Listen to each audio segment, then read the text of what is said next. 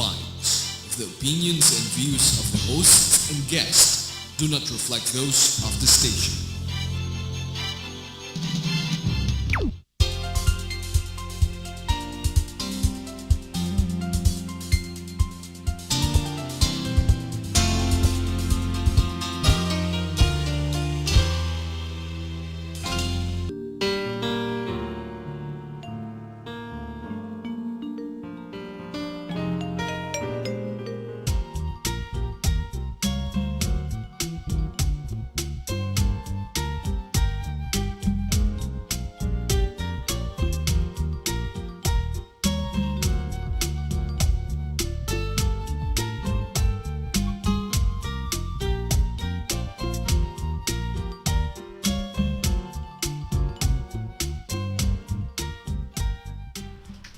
Hi, good evening. Welcome to the June Alma Show. This is June Alma, and tonight we have another very exciting episode. And we have a special feature because we have a segment featuring the very exciting live tiger. Wow. The tiger is here with us tonight at the studio, and we have with us a very cute baby tiger. It's a cub tiger, and he was transported all the way from his habitat and his home all the way in Subic, Zambales. So, of course, the tiger is the most popular of all the animals because it's very distinguished from its, orange and black stripes. And of course, it's also the largest of all the cat species. And so we're very lucky tonight that we have live. Oh, the baby tiger is roaring. Can you hear it? So, we have with us tonight his handler, Hans, and also the marketing officer of the Zumanity Group, from which the tiger belongs to. So if you'd like to see more of the tigers, please do visit the Subic Safari theme park located in Subic, Zambales. But for now, we would like to show you, the tiger is drinking its milk right now. And we would like to ask some few questions and interview the handler and also the marketing officer, Ms. Betchay, and also Mr. Hans. Good evening to both of you. Thank you for guesting in the show tonight and bringing in your pet, the very popular cub tiger.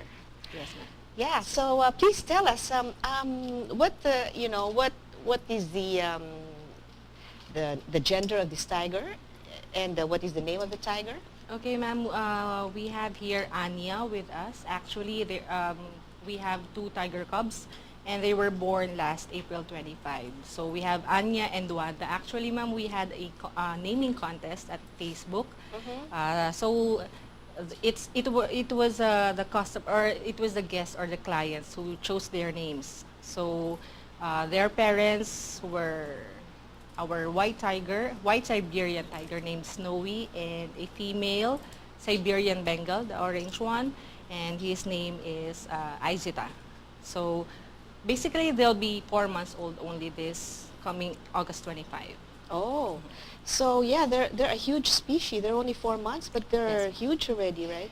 They're the largest of the cat species. Yes, ma'am. And so how do you train these tigers?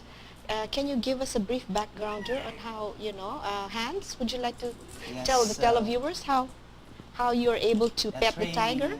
Describes many ways to look after their physical and mental well-being. So Subic Safari using operant conditioning. So whenever our animal do a certain behavior Anya. that they want them to do, Yeah. we give them anything they like as a reward. Oh, I see. But they usually eat raw chicken, right? Meat, Is that ground. any kind of meat? Yes. I see. So what is the average food intake for a baby tiger like this? So You I also think, give them milk? What kind of yeah. milk is that? a fresh milk. Fresh milk. Oh my goodness. So very expensive to raise the tiger, huh? And then they can also eat the meat already, Yes, a ground the ground beef. ground beef. Yes. Because they don't have teeth yet, no? When will the teeth come out? No, actually they have already Uh-huh. a teeth. So they don't eat just like um, Hello. Raw.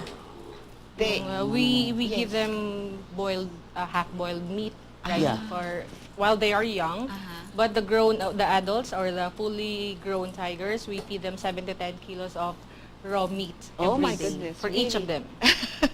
But for these little ones, Yes. that's fresh milk and some ground meat or ground Oh, I beef. see. So they don't really fight among themselves in the tiger den. I mean, they could eat up each other, right? If they're hungry for food already. Well, actually, ma'am, we have, as you know, the tigers po are territorial, and in the wild, it's either they are solitary or they live in pairs. Uh-huh. So in Oh, Subic I Safari, see. if you'll be visiting the Tiger Safari ride, so we have several groups. Okay, so one group, that's only with them. Okay, so we can only let out one group of tigers at the Tiger Safari ride, one at a time. So we cannot join the groups together. I Yes, see. yes. So Because they're they're very territorial. very territorial. You mean they have gangs? Yes. You know, just like tribal gangs. Huh? Yes, ma'am. Oh my goodness. So and then now you had to bring the other tiger also because that's the pair of this tiger, right? Or are they Our sisters? sibling. Yeah, we have, that's ladies and Wanda. gentlemen, we Later have incidentally- you'll meet Wanda also. Yeah, we have two cub tigers tonight. The other one is, this is Anya, and the other one is Wanda. Wanda. So they're both female baby tigers, and you will meet the other one shortly when they bring in Wanda. Wanda, right? Yes, ma'am. Yeah. So what else? Tell me, what else? How do you, how do you? What else is, you know, how do you keep the tigers tamed? How else do you train the tigers? Because it's very wild, Yes. you know, when you get the tigers. So, paano mo, you know, paano mo nakukuha yung kanilang, by using positive reinforcement. I see. Hindi ka ba nakakagat? I mean, in the beginning, They the still tigers bite. would be biting, right? Playful And then bite. they will say, Play- oh my play- goodness, he might be looking at you and he says that, oh, you seem like a tasty morsel. They- so when he bites, nakakagat ka na rin ng tigers. no. Hindi ba? So, but when they bite, how do they have some, you know, do we have to, if they bite human beings, do we have to have some anti-rabies or something, just like the dogs? We have to get injections Yes. if we get bitten? Ah, I see. So, but this one is tamed already, right? Or it's also dangerous if it bites human beings? Yes, still, Still- you know, still wild animals. No? Still So, wild. yeah, we can train them, but we never do the just what We can is just, you know, there's a saying that we can only train them, not really tame Tame, them. yeah. Oh, really? Yes, because of course their nature Uh-huh. is different. I see. Oh my goodness. So, he's behaved right now. He's seated in the floor. Would you like to, you know, there? Would you like to say hello, Wanda? Hey, Wanda. Anya. Oh, Anya, sorry. Well, Oh, actually, it's really She- natural for you to be, Yes.